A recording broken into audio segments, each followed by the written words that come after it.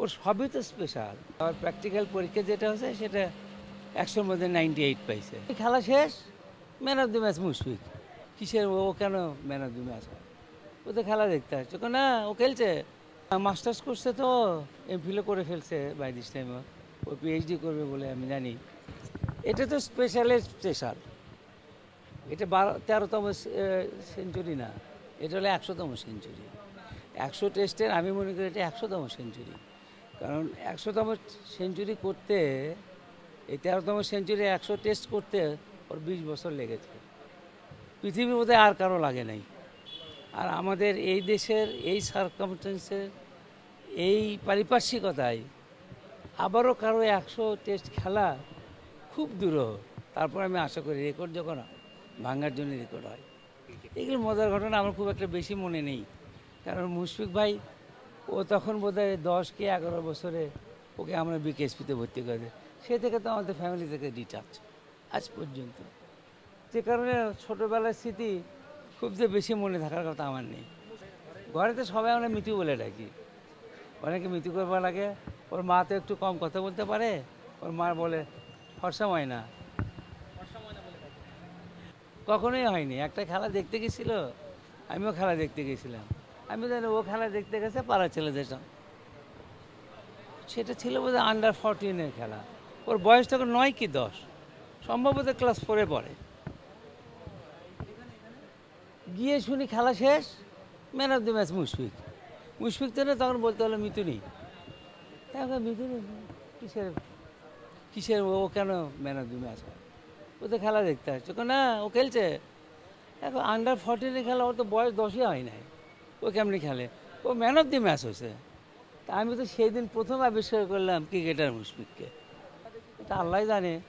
ভালো একজন ছাত্র ছিল, গোছানো একটা ছেলে ছিল, ভালো ছাত্র এবং গোছানো ছেলে, এবং টাইমিংটা অন্যের সঙ্গে কারোর সঙ্গে ওর মিলতো না, ইভেন আমার সঙ্গেও মিলতো না।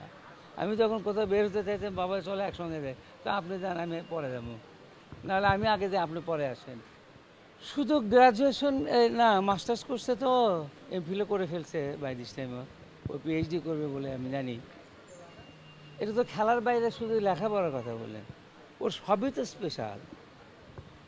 নামাজ পড়া, রোজা করা, ইফতার করা, আপনার হজ করা, জাকাতে, ইসলামের যতটা মানে স্তম্ভ আছে কোনোটাই তো ওর সঙ্গে আমরা পারি উঠি না।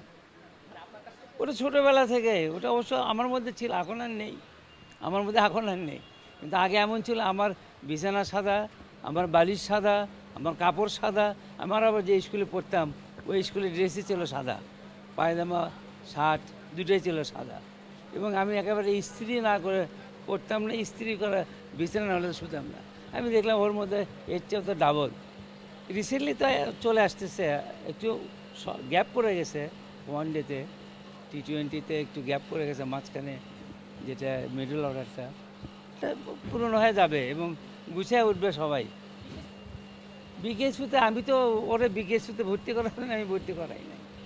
ওর চাচার সঙ্গে লাগছিল যে বিকেএসপিতে ও পরীক্ষা দেবে, তো পরীক্ষা দিয়ে সে অ্যালাউ হয়েছে।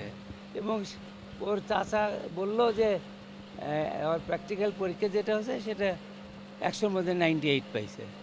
বাহ, ভালো তো। তারপর তো দেখি যে ভর্তি হয়ে গেল। আমি শুধু ভর্তির দিনে আসছিলাম, ও তো বাসায় ফিরিনি, আমরা বাসায় ছিলাম। আমরা কোনো টেনশন করিনি যে ওইটা ইজিলি হয়ে যাবে।